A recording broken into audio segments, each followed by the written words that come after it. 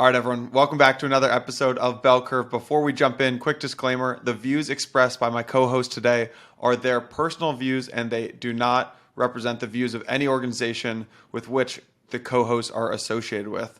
Nothing in the episode is construed or relied upon as financial, technical, tax, legal, or other advice. You know the deal. Now, let's jump into the episode. Hey everyone, this episode is brought to you by Maverick Protocol, a suite of liquidity tools built around an innovative AMM.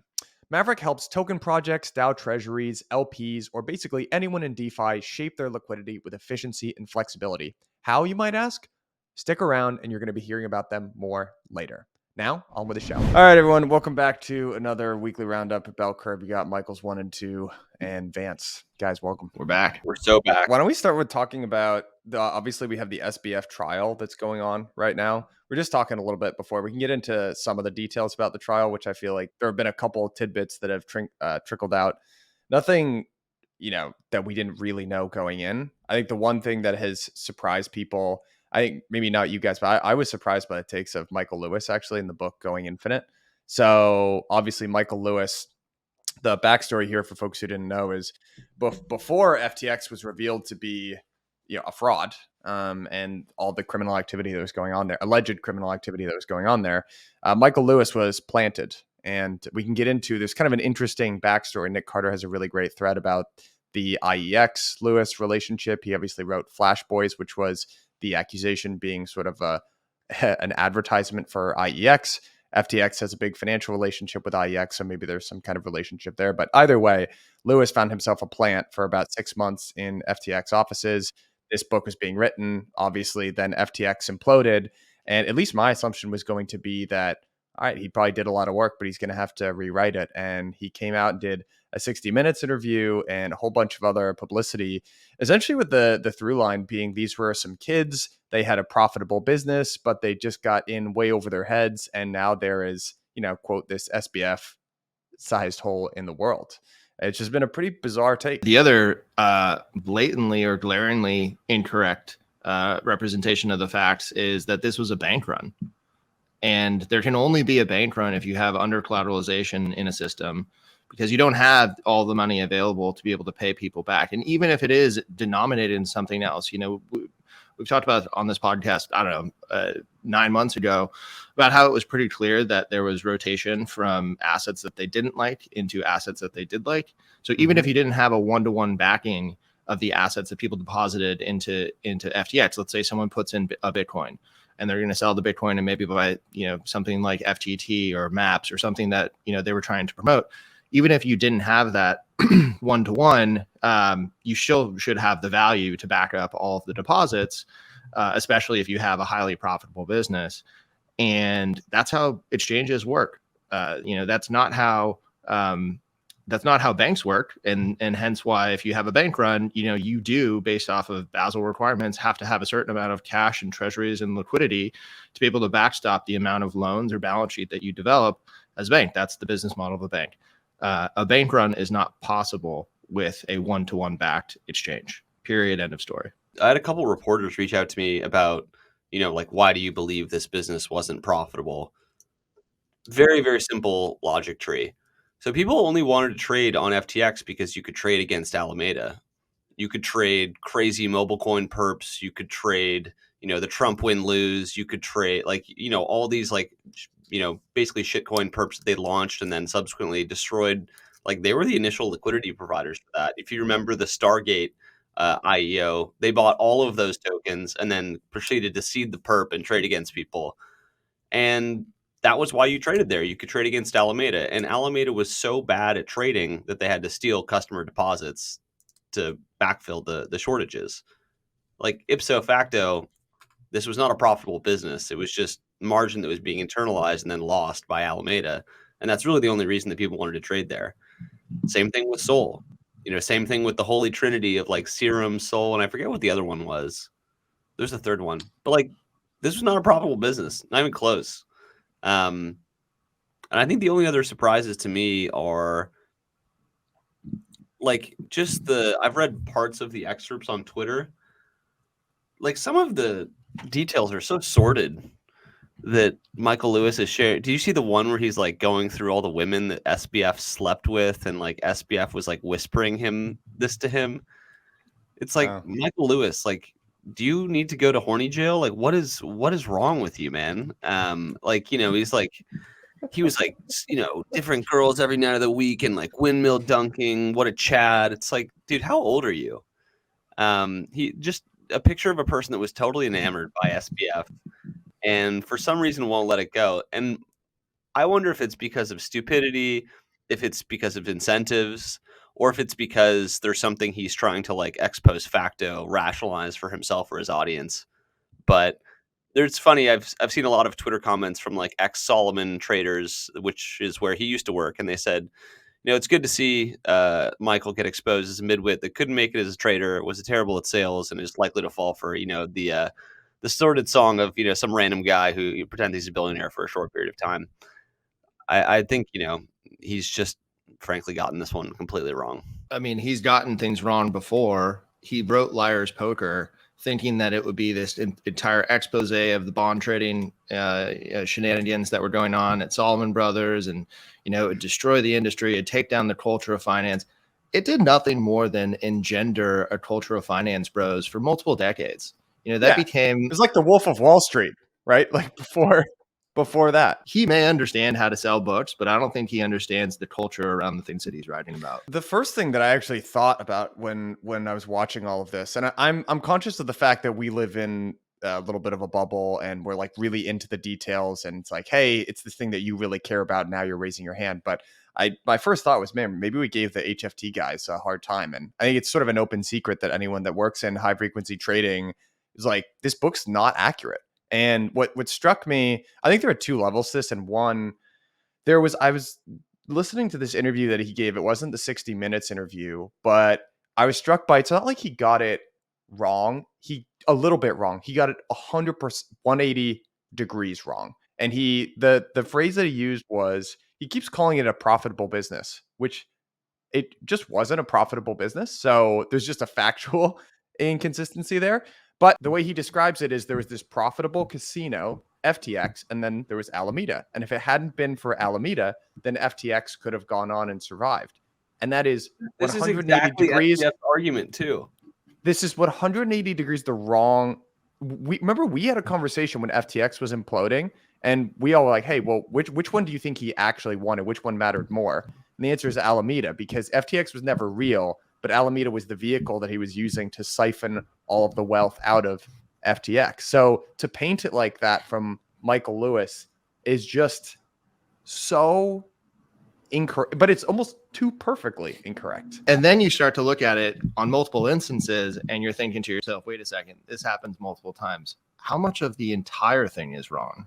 All of the body of work. I think his explanation was completely wrong.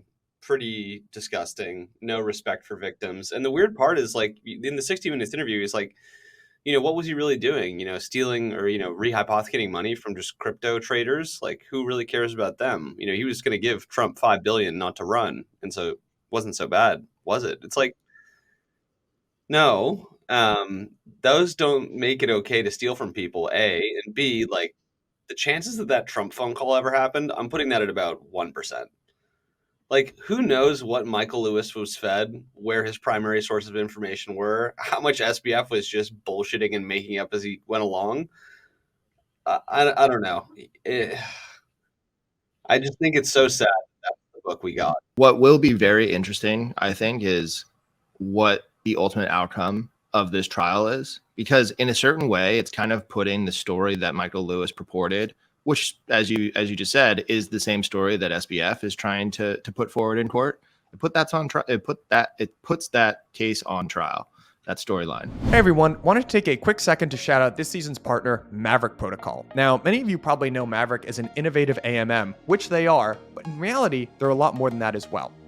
Maverick is a suite of tools for DeFi users and builders that allows them to put liquidity where it will get the most work done. Since Maverick launched in March, they have been gobbling up market share, and at the time of this recording, which is the end of September, on a trailing 7-day volume basis, Maverick is now a top 3 DEX by volume, and they support over 50% of the volume on the L2 ZK Sync Era chain. Maverick enables LPs and token pairs to process higher volume with limited TVL, which allows them to support some of the highest levels of capital efficiency for LSTs like Wrap-Steth. Another very cool feature is something called Maverick Boosted Positions. So that allows protocols looking to bootstrap their token liquidity to target the shape of liquidity of any token pair with surgical precision. Maverick is backed by some of the leading institutions in crypto: Founders Fund, Pantera, Coinbase Ventures, Binance Labs. They are all backing Maverick in their vision to revolutionize the next generation of DeFi dApps and helping them build their liquidity in all market conditions. Click the link at the bottom of this episode. Let them know that I sent you. Thanks, guys. Let's talk about the over/under on years. Let's put hard numbers to it. Does he get off light? What does that mean? Does he get off not light? What does that mean? So maximum is 115.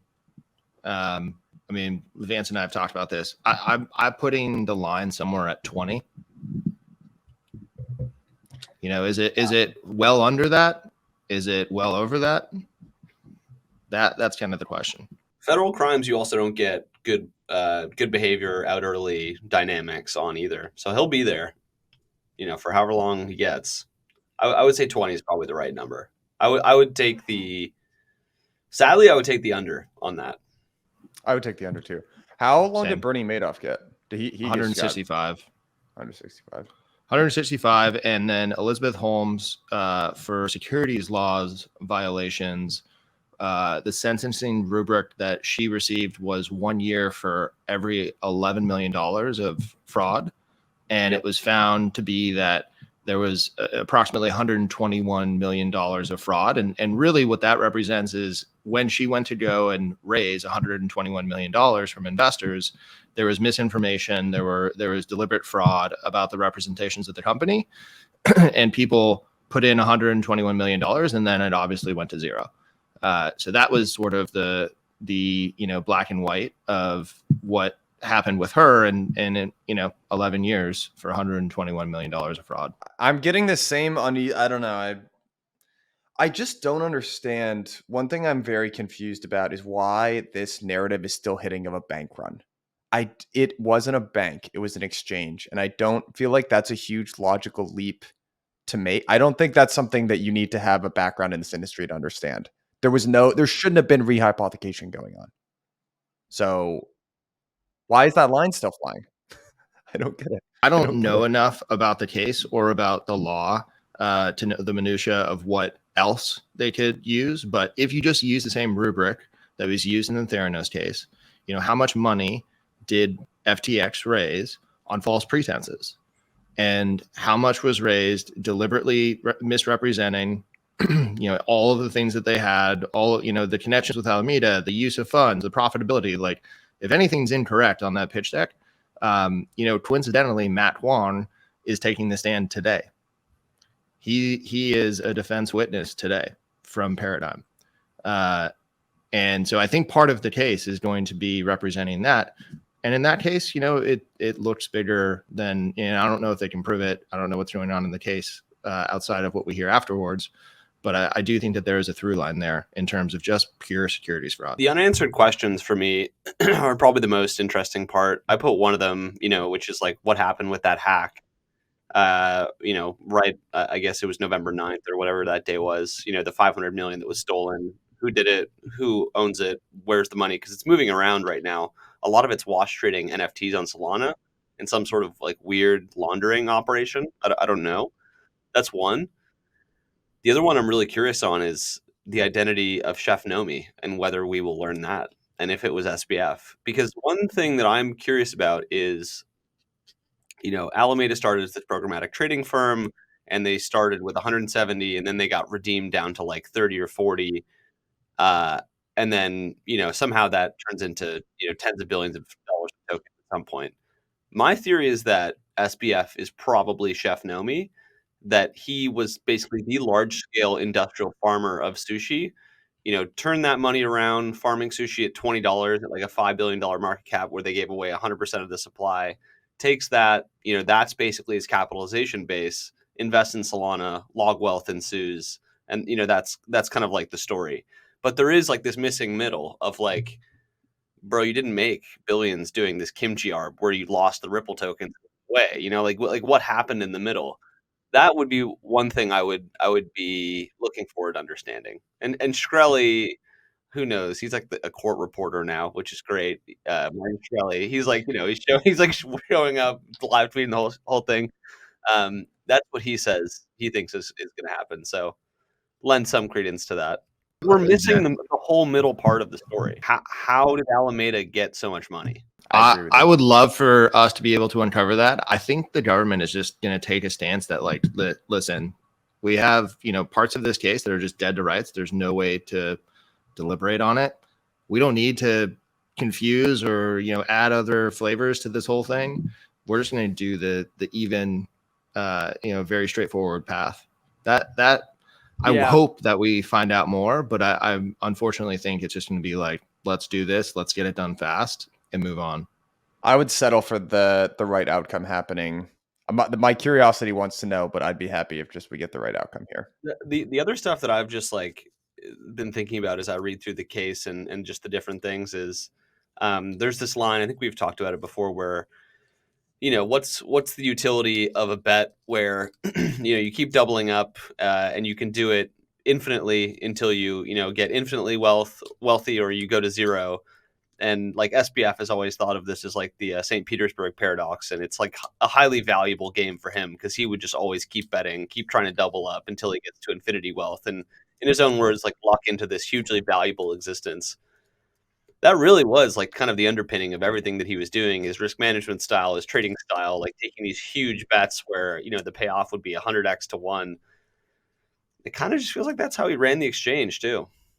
He's like, you know, if I get caught, I go to jail, but if I don't, you know, I become the wealthiest person on the planet and I can do all this effective altruism bullshit. You know where that doesn't line up though is don't you hit some amount of money where you just don't need, I mean, a lot, right? Like let's say $1 billion. I mean, what can you really do with 10 billion that you can do with one outside of like the mega yacht, right? That's like the only. I think the hundreds of billions range gives you like nation state status, which is kind of, you know, even the Bahamas thing. It kind of all lines up with that. Like, you know, I mean, whether this phone call happened or not with Trump, I don't think it did. But like, he's like, you know, I can give him $5 billion not to run. That's where his head was at. He was also talking to the Bahamian government about paying off all of their debt, allegedly. Yeah, you know, the $9 billion. Yeah, that's so funny. Like, there's all these little tidbits that are coming out, and the only way that you could possibly think about, you know, paying 5 here and 8 here, and, you know, pretty soon those small numbers become a really large number, is if you're thinking in terms of hundreds of billions. And, you know, that I think is probably where he was shooting. I also think, you know, maybe there was some truth to him thinking that, okay, you're right though. Like, Mike, you're right. There's no possible way that a human can spend that level of money over their lifetime, other than if they're doing things like what we're talking about, which is, you know, buying this, you know, get out of jail free card in the Bahamas, making sure the Democrats win next time, you know, against Trump. All that type of stuff is, as Van said, nation state level capital. So the Michael Lewis excerpt where he's like, no, like Tom Brady really was his friend. You know, they had this very special.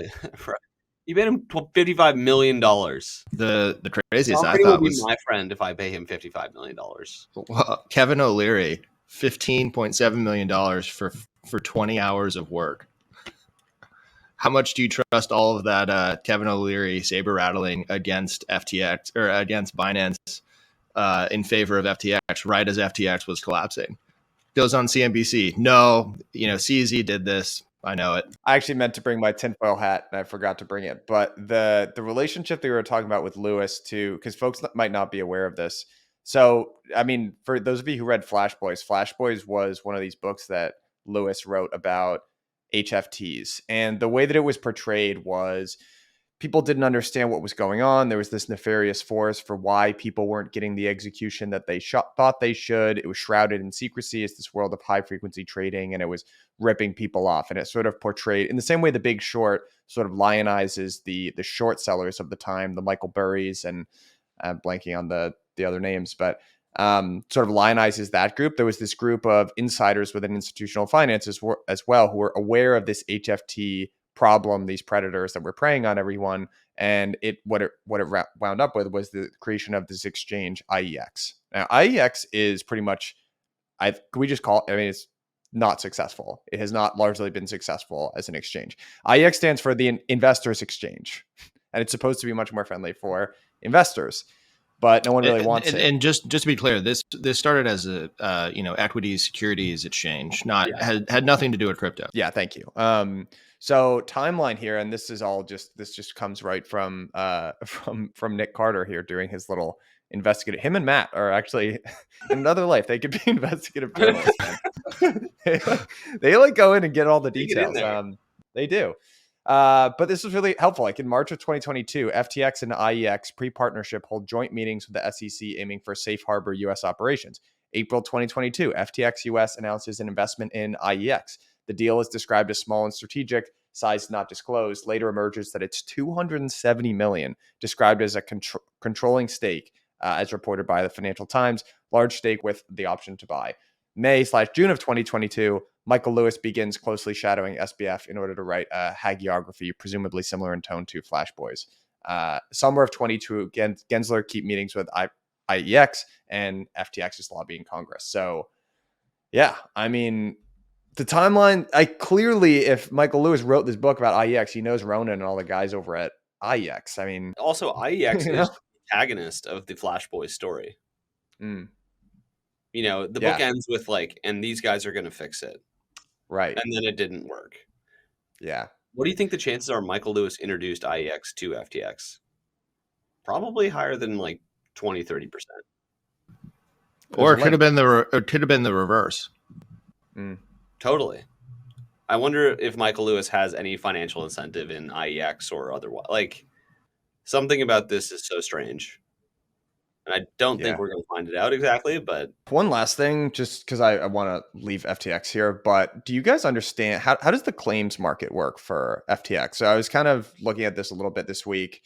Anthropic, the AI company that FTX invested in, it's actually been doing pretty well. They raised a big round from Amazon. Then a couple days after, Google, it looks like they're going to put in an additional $2 billion at around a $20 to $30 billion valuation. So that's good for FTX creditors. I think I saw they're trading between 30 and 40 cents on the dollar. I don't know if that implies more recovery for that. How does that market actually work? The claims market. It is not a very efficient market. Yeah. Yeah. Okay. I mean, there's been basically no big claims that have traded, despite everyone saying, to the contrary. I do think that Galois sold theirs at 14, 15 cents on the dollar, which sounds bad, but also Kevin can make money, and having the capital. Yeah, opportunity cost is, totally. Expect this in years.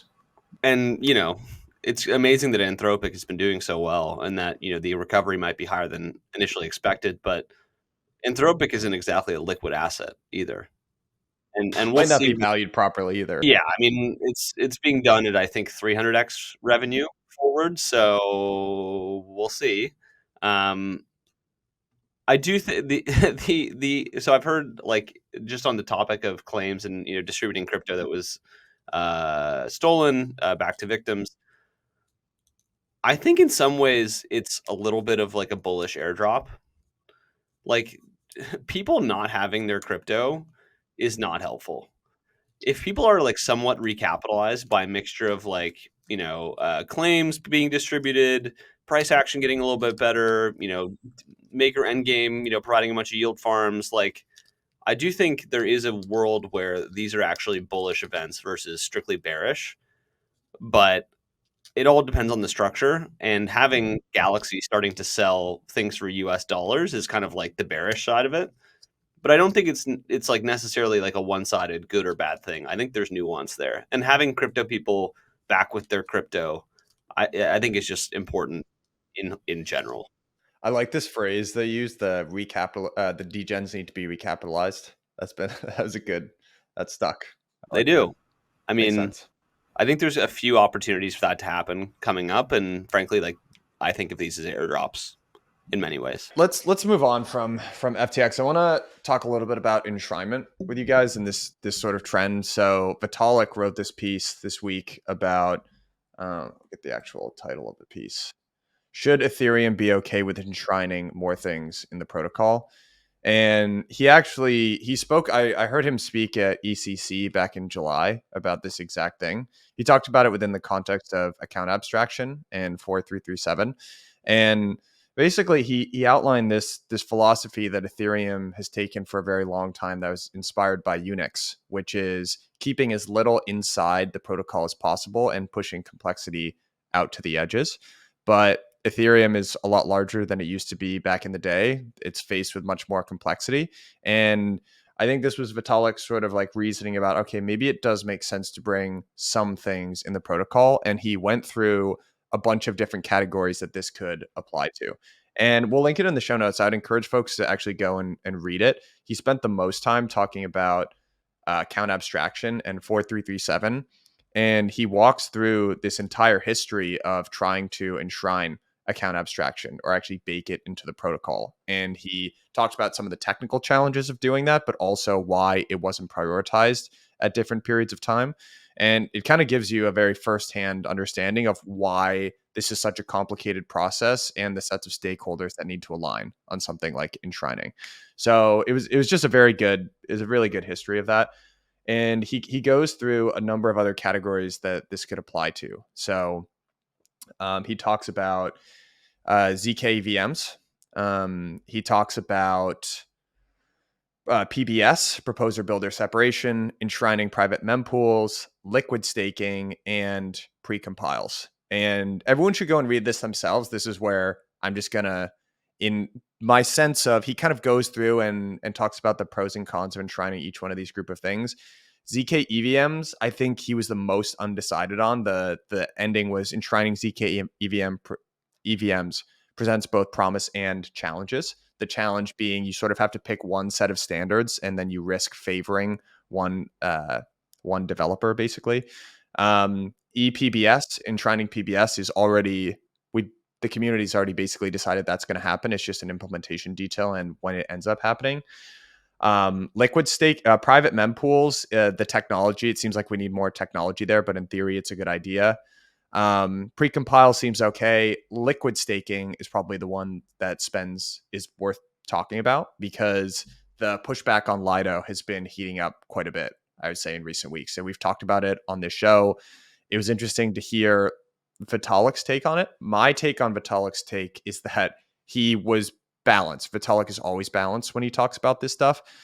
But he did come out and actually say enshrining something like Rocket Pool or a mechanism that would support a marketplace that Rocket Pool had built would make sense. And this is where I'm firmly entering my own realm of speculation here, but I think it says to me, and if you take that with the additional context of Dankrad and Danny Ryan and some of the leaders at the Ethereum Foundation pushing back really hard against Lido, I would just say it's indicative of the fact that at the very highest levels of Ethereum, people are concerned about the protocol. I have thoughts about that. I'm just like curious what you guys think about this. You want to enshrine Rocket Pool in ETH? That is the least decentralized, worst option. I think Vitalik's take was honestly like pragmatic, and I don't think he actually said we should enshrine anything on the LST layer. He basically punted on it, and he said like we need to be kind of pragmatic, and Lido is kind of the best that we have right now, and hopefully they continue to decentralize. And there's things that you can do on the margin, like setting the churn limit lower, that theoretically could help, but like I kind of don't get it, other than they have a sensitivity around the LDO governance token being structurally important to ETH. I mean, look, you have all these L2s that have their own governance tokens that are arguably taking fees from you. It's like, how do you pick which hill you want to die on? I don't see them being able to really do anything about it. It's still growing faster than any other LST protocol. Their efforts are probably better used to coordinate and make it better in partnership versus getting into a antagonistic relationship with the 9 million ETH that are staked in Lido today. It's on staking in general, from peak to trough, and I think peak was around June, maybe mid to late June, in terms of the validator queue. It's literally down 90%. Like there isn't really as much, I think, of an issue with needing to have to change dynamics of like churn limits, which is effectively withdrawal limits, or taking it longer to get into the validator ecosystem. Like I think a lot of this stuff, is going to sort itself out. So I think that just generally, like, this LSDs are frankly just not growing as fast as they once were. There just aren't as many people moving into the validator process as there was. It's starting to peter out. So I think, market sentiment will probably change therefore. But I will say, as more of like a global comment on any sort of enshrinement, there are things that I think, make a lot of sense. Just, something like account abstraction is a perfect example. It's a feature. It should be something that is in the protocol itself. Potentially precompile as well. Like there are things that make sense to just bring them in, because instead of having some third party to often develop it and everybody has to adopt that standard, this should be part of the standardizations. And it's once again Vitalik, pushing the ball forward, having the conversation around things that he used to think were, sacred cows, or maybe not quite, but something along those lines, and questioning some of his previous assumptions. I think it's healthy for the protocol to, or any of the people who are working on the protocol, to think about different ideas that may change as market sentiment and market dynamics change. I do think, Michael, just to talk about the drop in the active validator queue, I think so. We've done research, correlations between positive price movement and ETH staking extremely strong. I think, if you believe that there's, a bull market around the corner like we do, I think staking activity is going to pick back up. The other two tailwinds that I think staking is going to ride are restaking. That is just like another source of yield. There's more money on the table. There's more people that will want to come and grab it. And the second one, frankly, is just maker endgame. Wraps ETH, if you look at Spark SubDAO, is the main form of collateral that's being used there to do all sorts of loops and interesting types of borrow trades. There's just going to be more yield on the table. It's going to drive specifically liquid stake tokens up, specifically the ones that have enough network effects and collateral backing to be used in these protocols. So I see no other real option other than for Lido to grow and to figure out how to decentralize itself further. I don't think you can really reverse put the cat back in the bag and re-enshrine it at this point. The funniest tweet that I saw today was someone tweeting that the EF should just take Lido private at $10 a token and enshrine it that way. Like, look, of all the options on the table, I think that's probably the most realistic.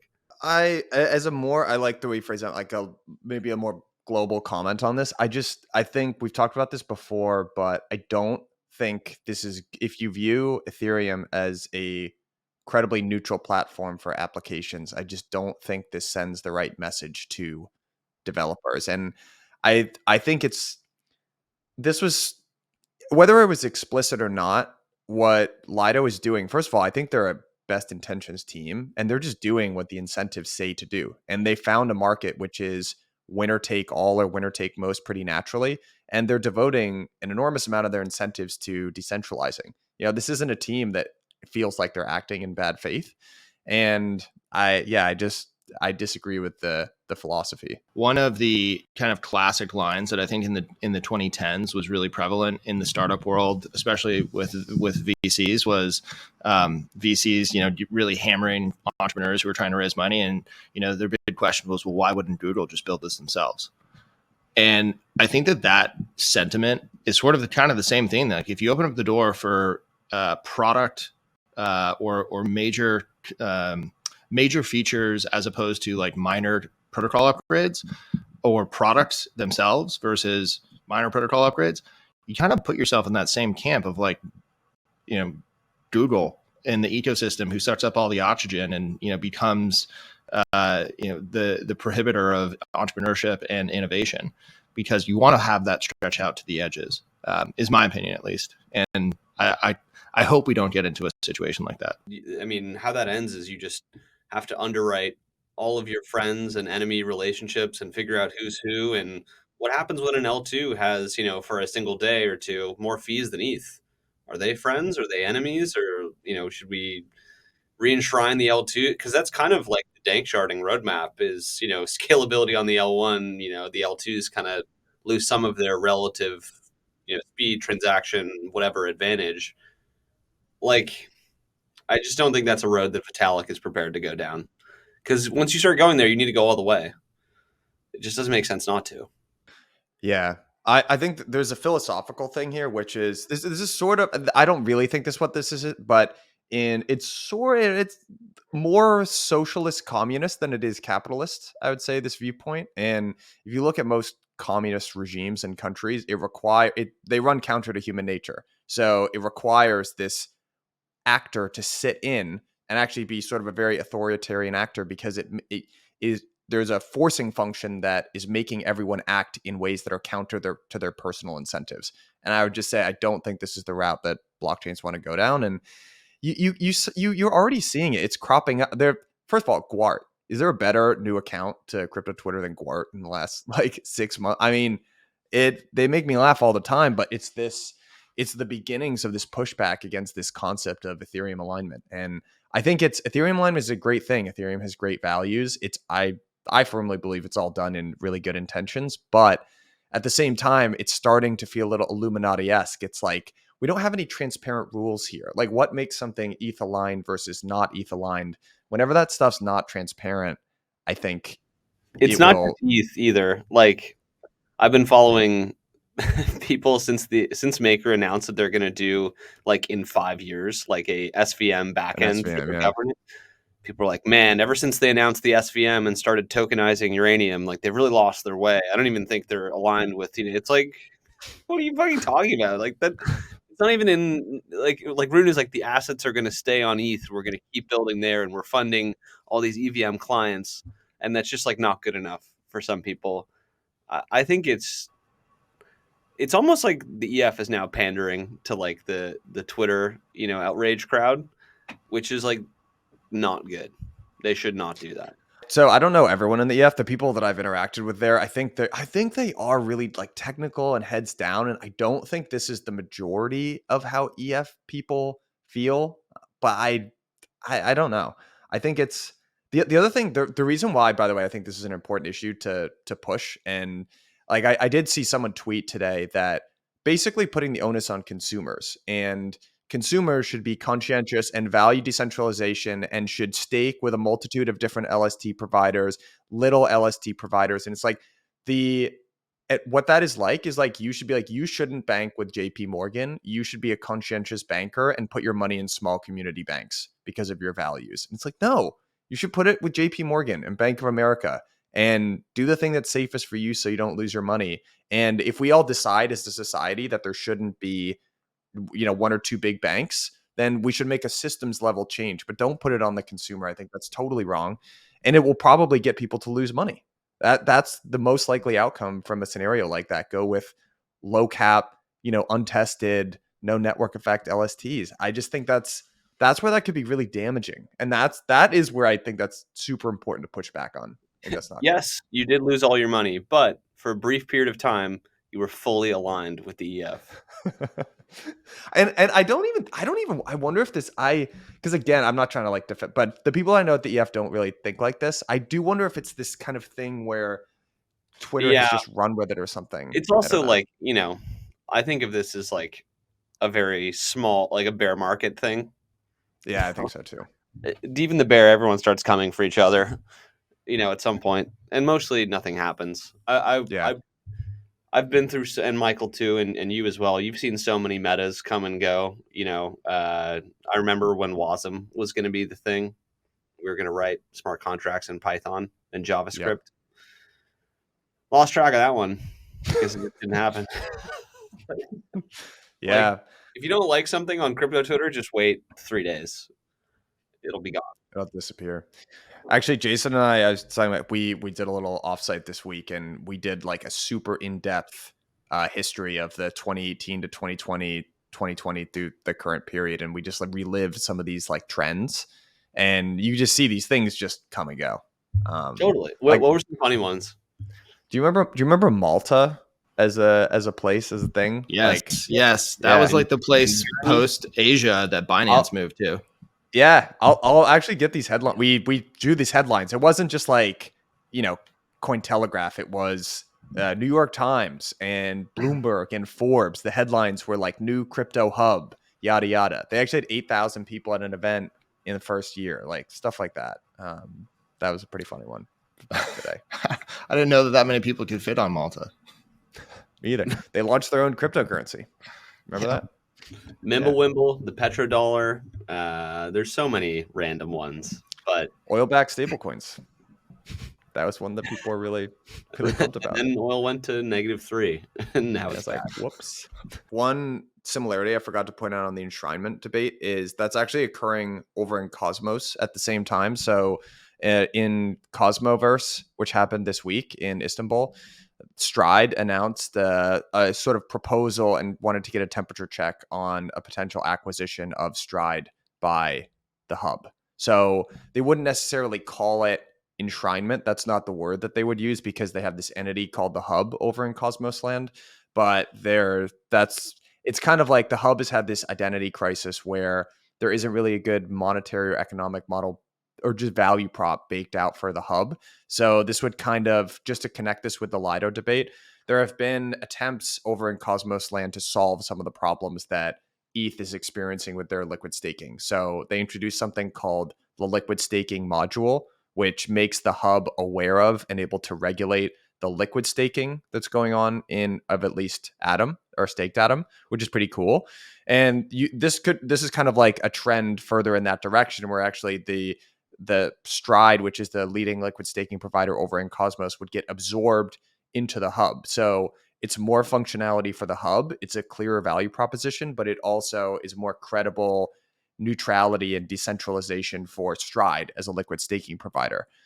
So again, they don't call it enshrining it into the protocol, but it's the same premise. They're doing it for the same sort of reason, which is kind of cool. And what it makes me think is, just to get back to this EA debate a little bit, because I really don't think the Ethereum alignment thing is a negative sounding thing, but they have a branding problem because it feels very Illuminati-esque.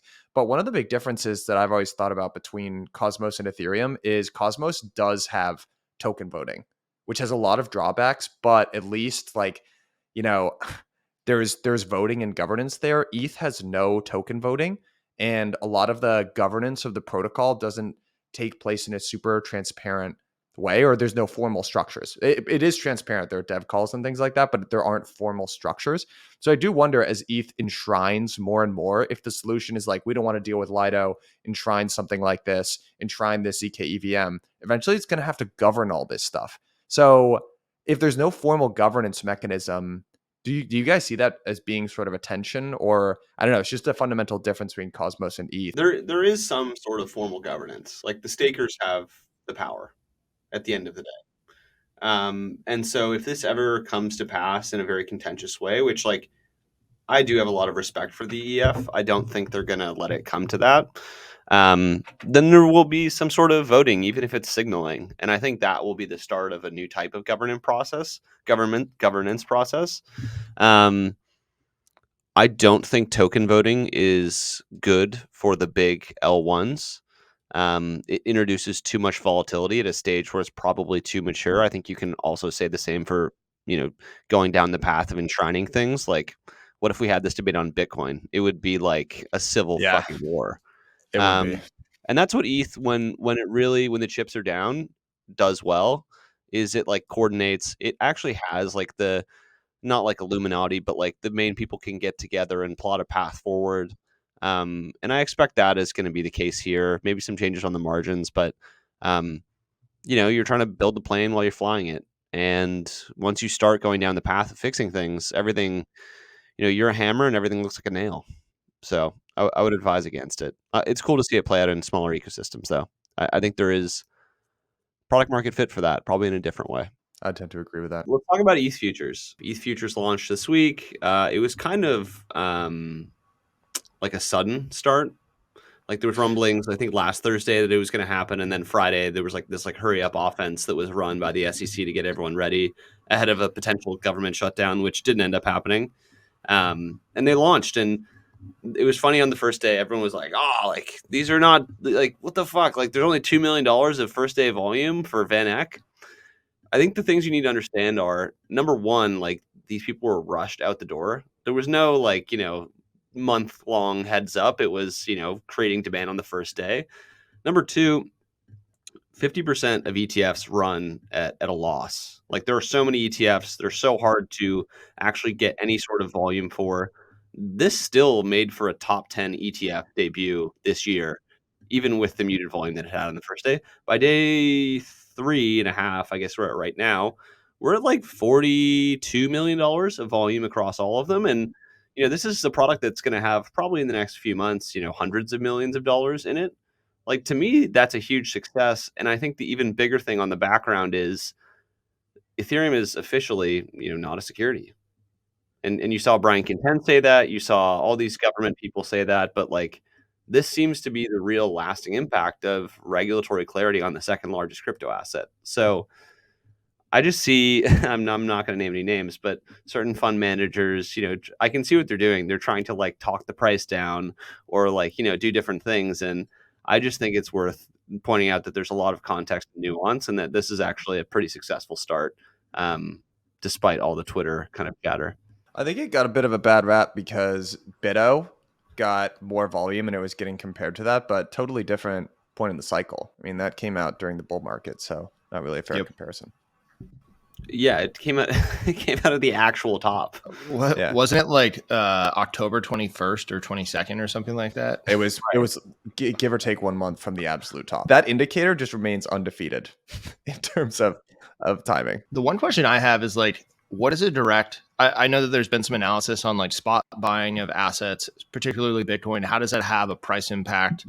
For every net dollar that's being bought, what does that do to the value? Of all of the market. And there was some, leverage effect of like spot buying has, I can't even remember what the number, but I want to say like 5 to 7x market impact in terms of, what the purchase value is. I wonder what the ETH futures or any futures product does to the underlying spot value. And I don't know if anybody's done that analysis. I would imagine it's a little bit more muted just because of the way these futures markets work. Eventually, you have to get down into something that's spot because the futures will have to hedge at a certain point, or someone will have to buy the asset at a certain point. But it's not a 1-to-1.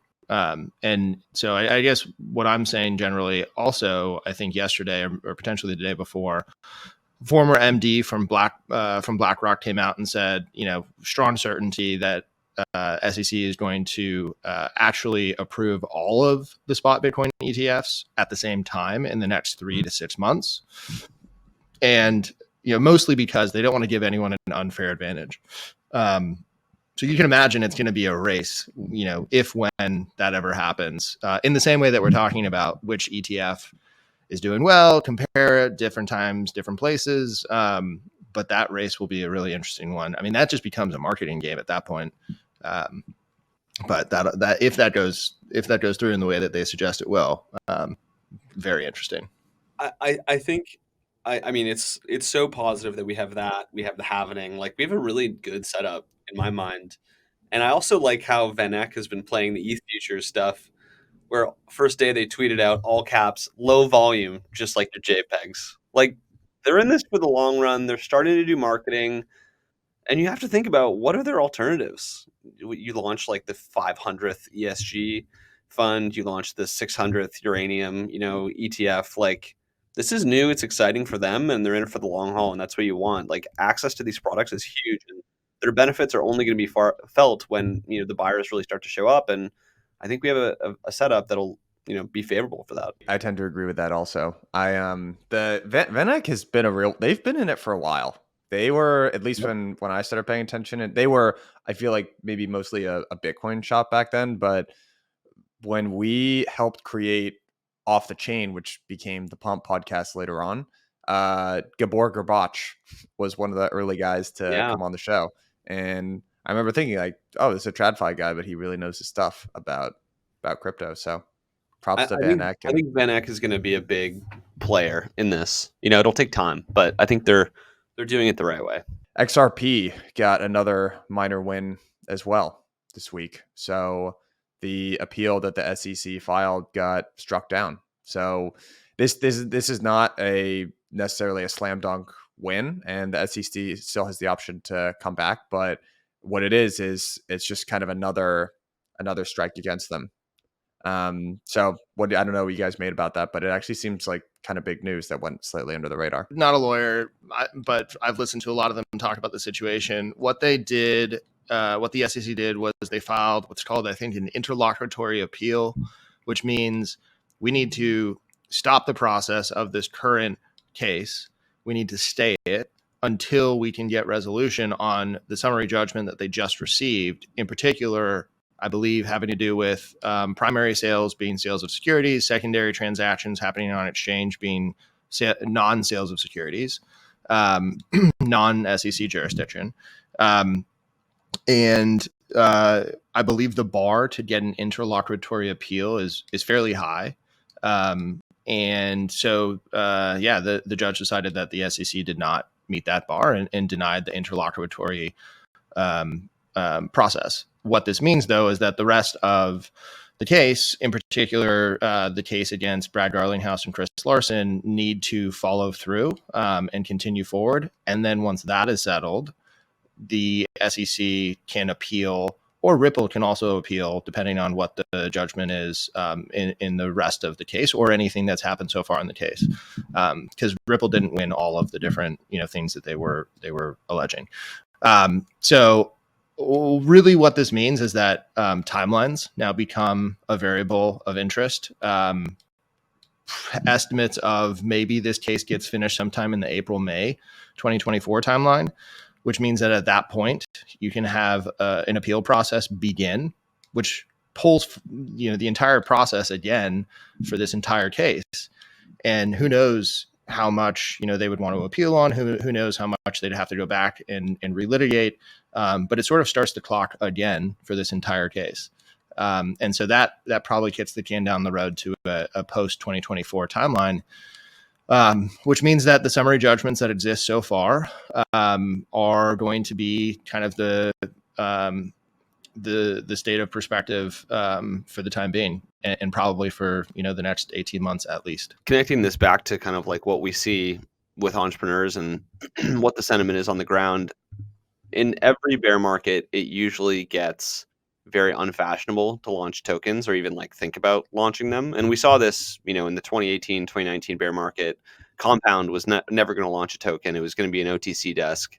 And then, price action changed. There's a little bit of regulatory clarity. And then it was like very much in the zeitgeist to launch tokens. And it feels like we've almost come in that full circle in this bear market too. Where like we met with a couple of entrepreneurs based in SF in New York, and they're like, yeah, I mean, like, Optimism launched a token. We can figure out a foundation, and the stakes are worth it for us, where we think this could be big enough where we'll fight the charges, go to court, whatever. People are emboldened in a way that they haven't been in a while, but it's not kind of like the tourists. Like, it's not worth it for them anymore. And like the jig is up on creating vaporware and selling a token, but there's real entrepreneurs who are just no longer scared.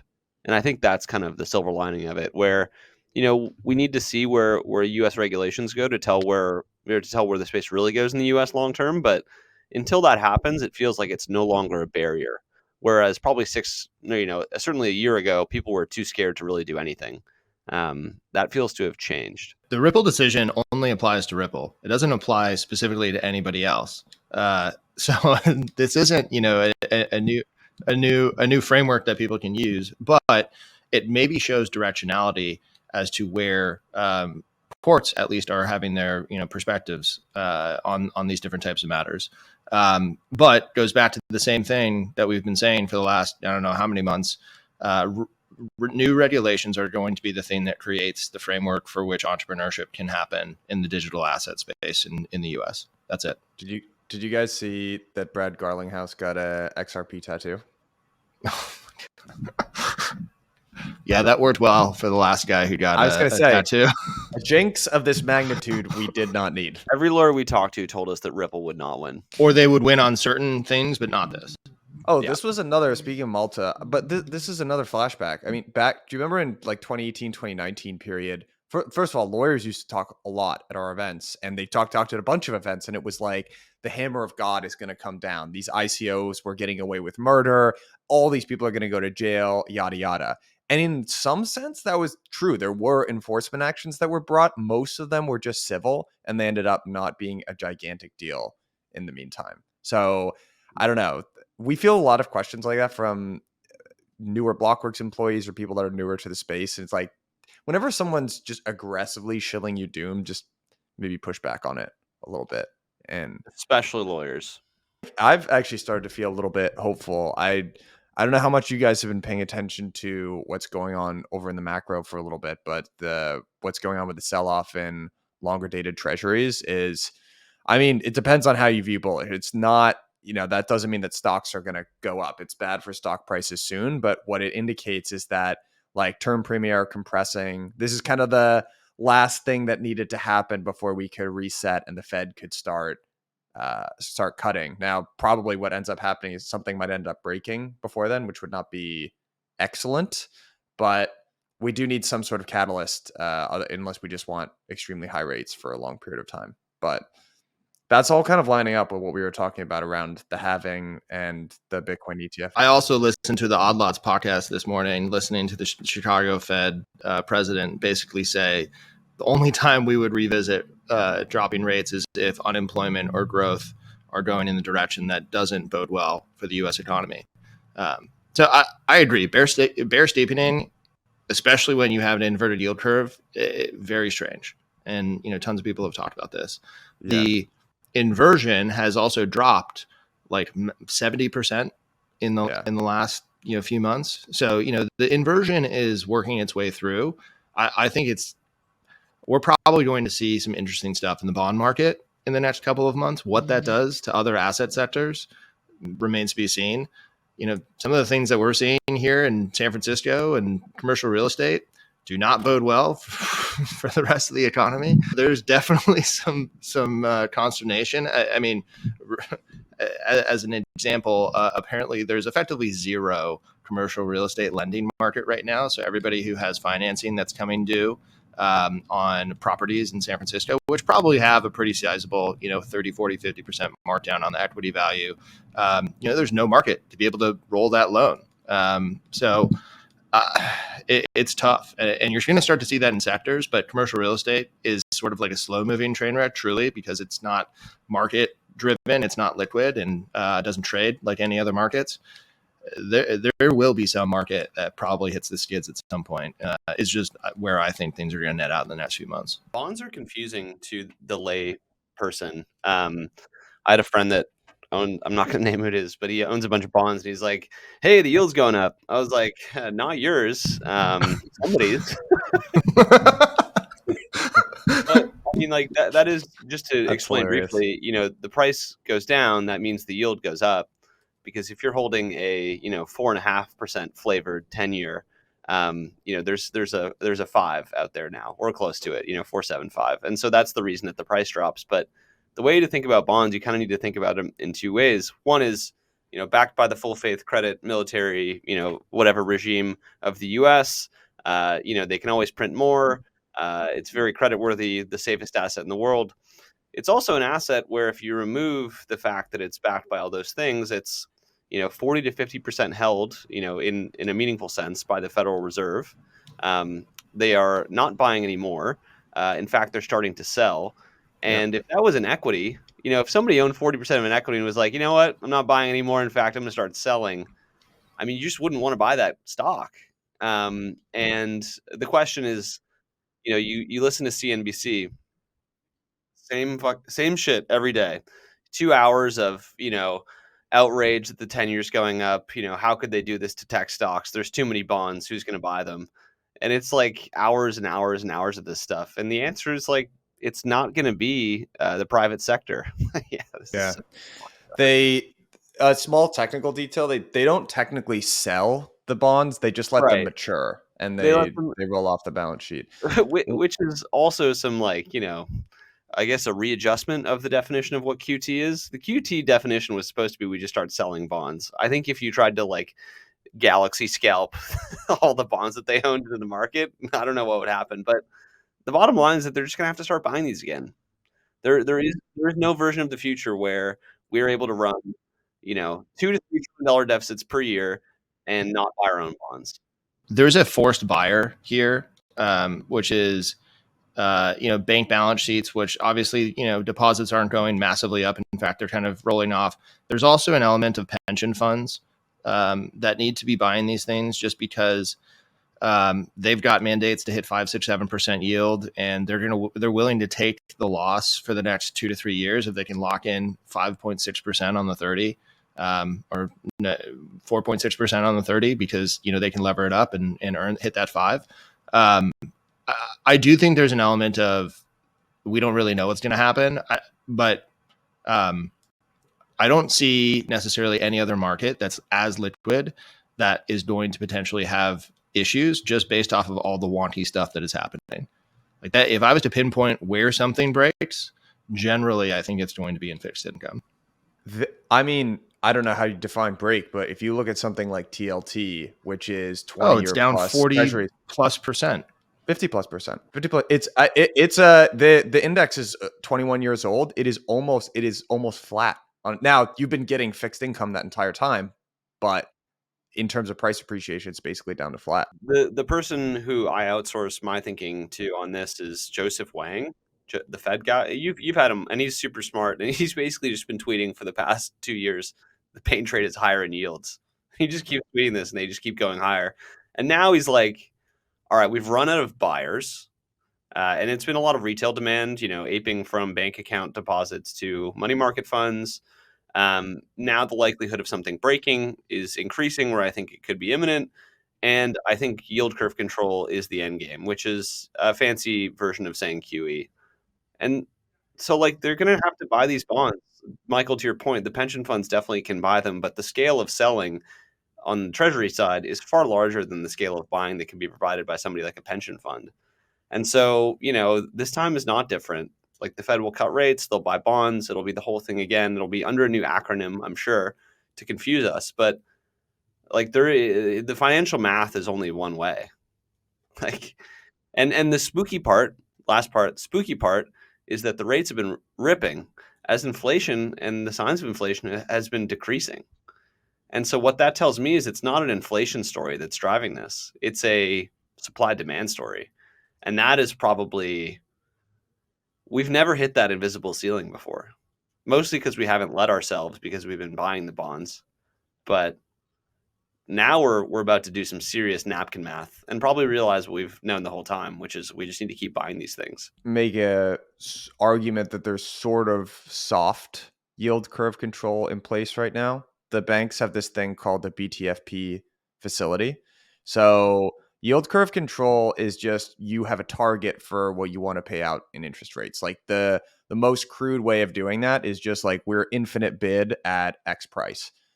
Mostly no one does that anymore. The Bank of Japan is the only one that really does that. We did it back in the 40s, but another sneakier way that you could do it is say, hey, big holders of bonds, don't worry, don't sell. We're going to let you here's a lending facility where you don't actually have to sell and you could get like the full face value of your bond.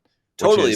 But all they're trying to do there, it is soft yield curve control, but all they're trying to do there is stop them from selling these bonds and stop the interest from rising further. Like they're trying to remove another seller from the market, but the math is they are still the biggest one by far. Right. It's very easy to do on a napkin and tell that you need to be buying these things. One of the interesting things now that this is a macro pod is the UK rolled out their version of BTFP maybe it was a week ago or 2 weeks ago.